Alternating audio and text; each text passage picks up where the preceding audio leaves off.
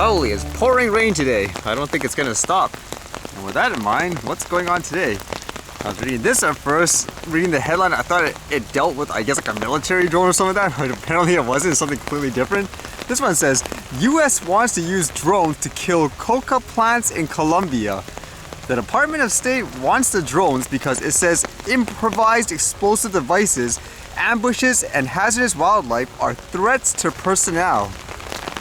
Is this like some kind of man versus nature thing? It says the Department of State wants to use drones to spray to kill coca plants in Colombia, according to a newly released request on a U.S. government website. The news highlights how drones may be becoming more important in the U.S.'s war on drugs and cocaine trade, one arm of which involves spraying large amounts of herbicides on a target area, and which traditionally had been accomplished with small aircraft or by officers on the ground. In the U.S., pesticide sprayer drones are used somewhat commonly by commercial farmers. It says here, quote, the Department of State, INL Bogota, has a requirement to purchase spray UAV systems to support the eradication operations throughout Colombia. The request published this month reads, it adds the program will be under the command of Colombian National Police. As for why the State Department is seeking drones specifically, coca cultivation in Colombia remains at record highs and eradication operations in Colombia remain dangerous. INL Bogota is seeking to bolster the CNP's capability to increase the coca eradication rates and minimize the risk for police personnel in the field. And according to this, I guess they would kind of restrict the drones in terms of where they could go, because it says in an operation, a UAS spray team at a base in Colombia will receive a geo-fenced polygon of the intended spray area based on high-resolution imagery or other means. And the team plans and creates the spray mission in a piece of software. The document continues. The plan still requires a human team to travel to a staging area, who travel there by transport helicopter and secure the spray area according to the document.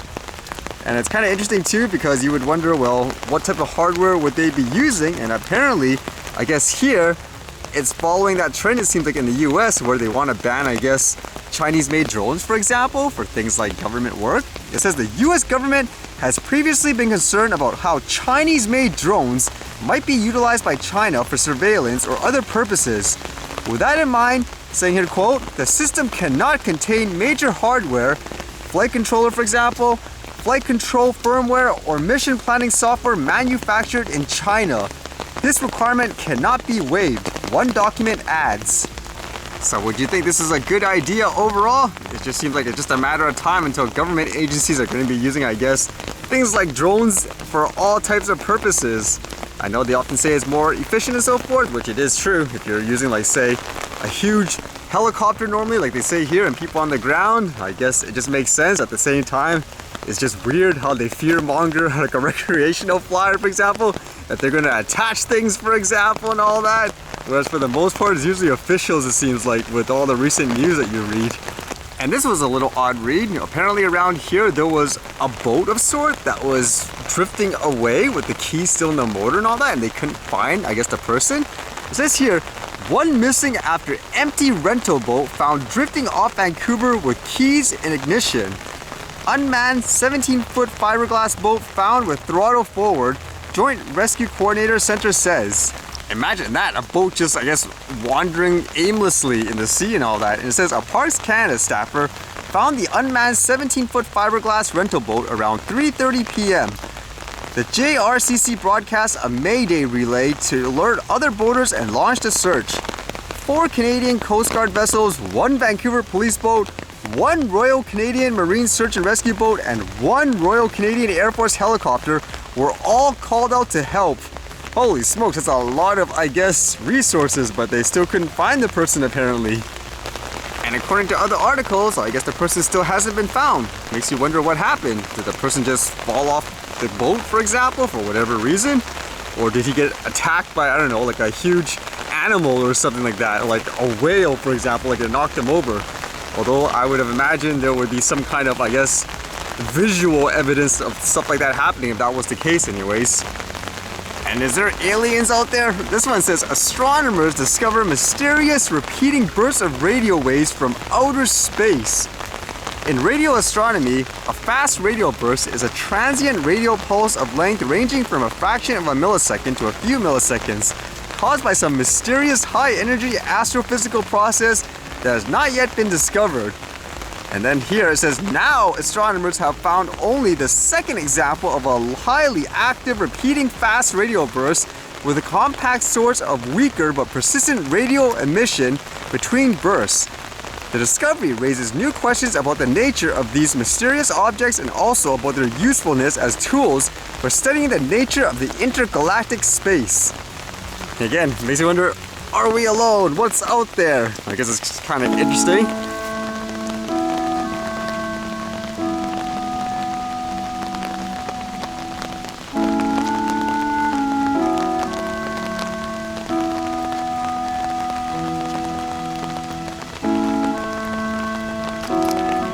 Virtually all the animals just hiding today. Harsh rains.